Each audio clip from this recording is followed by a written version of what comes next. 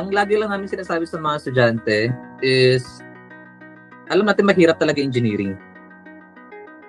Pero sabihin ko sa inyo, hindi lang yun ang magiging mahirap.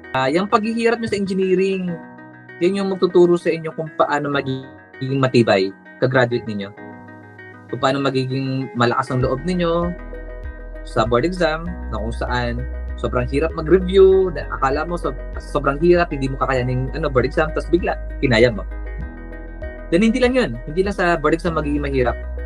Magiging mahirap din pagpunta mo ng trabaho. Wala talagang madali sa buhay.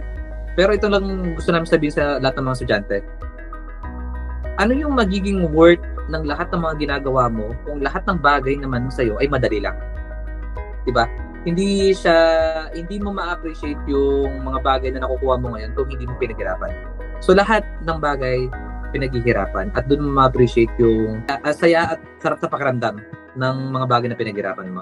So huwag kayo sumuko sa engineering. Masaya sa engineering. Hindi lang kasi dahil sa magiging engineer ka, pero dahil marami kang matutulungan mga tao. And lalo na, makakatulong ka sa community and society. Yun siya.